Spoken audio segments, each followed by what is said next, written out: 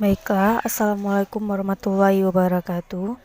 Saya Wita Puspadewita dari Program Studi Pendidikan Geografi akan menjelaskan materi SMA kelas 12 SMA Negeri 1 Lubuk Basung tentang pemanfaatan citra penginderaan jauh untuk memenuhi tugas media pengajaran geografi.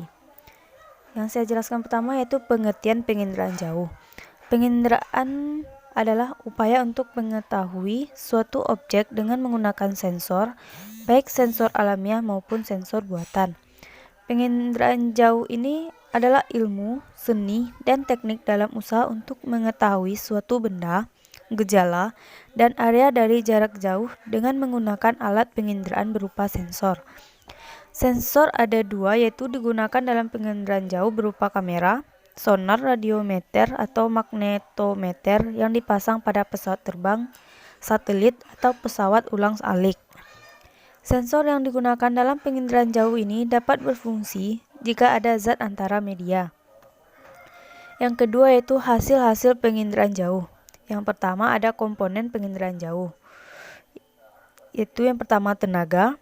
Dalam penginderaan jauh ini ada dua tenaga yang digunakan, yaitu sistem pasif dan sistem aktif. Sistem pasif itu menggunakan tenaga matahari, sedangkan sistem aktif menggunakan tenaga buatan. Yang kedua ada objek. Segala sesuatu yang menjadi sasaran dalam penginderaan jauh meliputi atmosfer, biosfer, hidrosfer, dan litosfer. Yang ketiga ada sensor.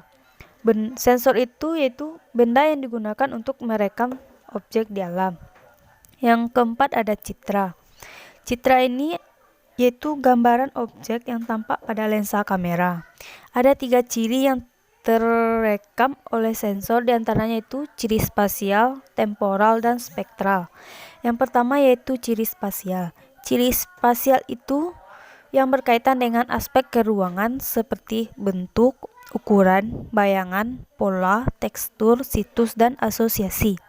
Yang kedua yaitu ada ciri temporal. Ciri temporal itu berkaitan dengan waktu kapan dilakukan perekaman pada benda. Yang ketiga yaitu ciri spektral. Ciri spektral itu dihasilkan oleh interaksi tenaga elektromagnetik dengan benda yang dinyatakan dengan rona dan warna. Rona itu tingkat kecerahan suatu gambar objek pada tenaga. Citra dibedakan menjadi dua, yaitu citra foto. Itu berasal dari foto udara dibuat dengan wahana pesawat udara, dengan sensor kamera dan menggunakan gelombang spektrum tampak dan perluasannya.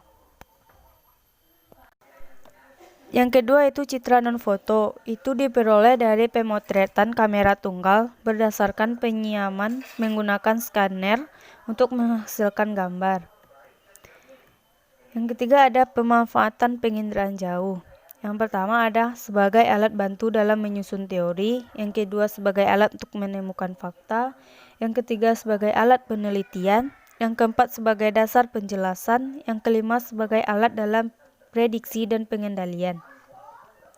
Yang keempat ada membedakan citra satelit berdasarkan spektrum elektromagnetik, sensor, dan wahana yang digunakan. Yang pertama yaitu spektrum elektromagnetik.